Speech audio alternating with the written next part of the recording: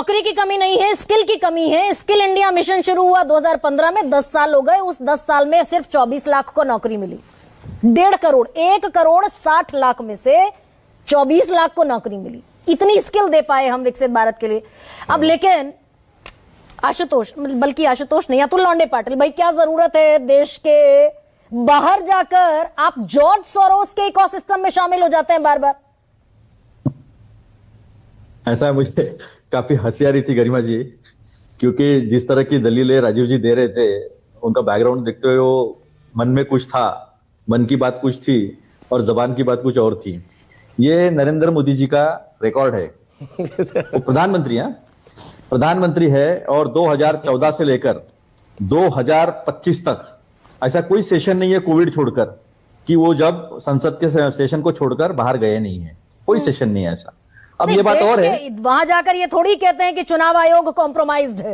नहीं, मैं बताता हूं ना क्या क्या कहते हैं। वो कहते हैं स्कैम इंडिया है। वो कहते हैं कि पहले यहाँ 2014 के पहले जन्म लेना बहुत पाप था, उन्होंने पाप किया था जन्म लेके।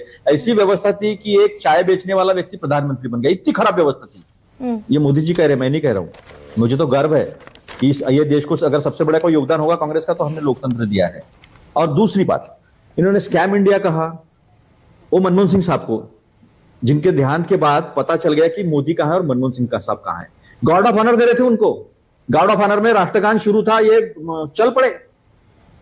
फिर वहां के अधिकारी ने उनको रोका नहीं, आपका राष्ट्रगान चल रहा है, उसको सम्मान दो।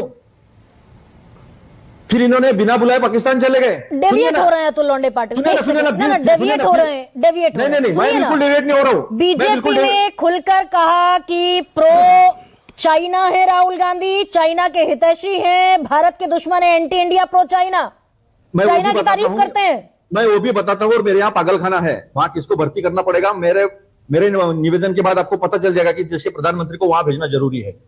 पाकिस्तान चले गए बिना बुलाए। ऐसी शब्दावली मत सुनो भाई। वो तो राहुल गांधी के बारे में क्या चलेगा? राजीव जेटली को भी इस पर, राहुल गांधी जी के बारे में देखिए, नहीं, राहुल गांधी जी के इलाज की बात हो रही है। मैंने नहीं कहा कि मैं इलाज कर सकता हूँ। राजीव जेटली की आवाज धीमी कीजिए। Rajiv ji, I will be back. आवाज धीमी कीजिए उनकी। Rajiv ji, I will be back. Atul Londhe Patil. हाँ, दूसरा प्रो चाइना, एंटी इंडिया। सुनिए ना, आईएसआई को 70 साल में पहली बार पठानकोट में इन्वेस्टिगेशन करने के लिए बुलाया, उस दुश्मन को जिसने यहां पे आतंकवाद पाला है। अब बताइए मुझे, वो व्यक्ति स्कैम कहता है, देश का प्रधानमंत्री स्कैम कहता है। देश का प्रधानमंत्री मैं यहाँ का कचरा साफ कर रहा हूं कहते हैं। देश के प्रधानमंत्री यहाँ पैदा होना गुनाह था ये कहते हैं। देश के प्रधानमंत्री राष्ट्रगान का अपमान करते हैं। देश के प्रधानमंत्री दुश्मन को बोलकर यहाँ बुलाकर यहाँ पर इन्वेस्टिगेट करते। देश के प्रधानमंत्री पहलगाम में किसने हमला किया ये नहीं बताते। देश के प्रधानमंत्री पुलवामा में किसने हमला किया ये नहीं बताते। देश के प्रधानमंत्री चुनाव के पहले दिन दिल्ली के बीचों बीच हमारे लाल किले के सामने हमला होता है, उसका पता नहीं है कौन कर रहा है, कोई पता नहीं है। अंकिता यादव के बारे में जो सामने आया है, मर्डर हो रहा है। बाले ढंग पे इनका ओवरसीज ऑफ इंडिया के उपाध्यक्ष वहां जाकर 5 महिलाओं के बलात्कार करते हैं। भाई चीन की थोड़ी तारीफ करते हैं अतुल लौंडे पाटिल। आप भी टॉपिक पर नहीं आना चाहते आज। अतुल लौंडे पाटिल, अतुल जी सुनिए, एक सेकंड भाई। चाइना को तो प्रेस करते दिख रहे हैं ना राहुल गांधी। नहीं, ये समझ में नहीं है। थोड़ी समझ का थोड़ा सा अंतर है, मैं थोड़ा सा क्लियर कर दूं। वो दो विचारधारा की बात कर रहे थे, डेमोक्रेटिक पैटर्न और एक अथॉरिटेरियन पैटर्न की बात कर रहे थे। उसमें वो कह रहे थे कि अमेरिका, यूरोप और इंडिया ये मिलकर डेमोक्रेटिक पैटर्न में हम लोग मैन्युफैक्चरिंग कैसा वापस ला सकते हैं। आज पूरे दुनिया की सप्लाई चेन चाइना में है। ये जो कह रहे थे ना कि हम मोबाइल बनाते, इलेक्ट्रॉनिक्स बनाते, सेमीकंडक्टर बनाते, डिपेंडेंट है हम। असेंबल इन इंडिया है, कोई मेक इन इंडिया नहीं है, असेंबल इन इंडिया है।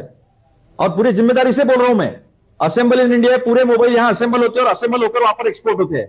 फॉक्सकॉन का जो जायज था, लेजिटिमेट था कि महाराष्ट्र में वो आना चाहिए, जबरदस्ती गुजरात में ले गए हैं। क्या हुआ? धोलेरा का 2002 से सबसे बड़ी एमआईडीसी बनाई थी उन्होंने, सबसे बड़ा जोन बनाया था, इंडस्ट्रियल जोन। क्या है? खाली पड़ा है। मैंने वहां जाके लाइव किया था, गुजरात गया था।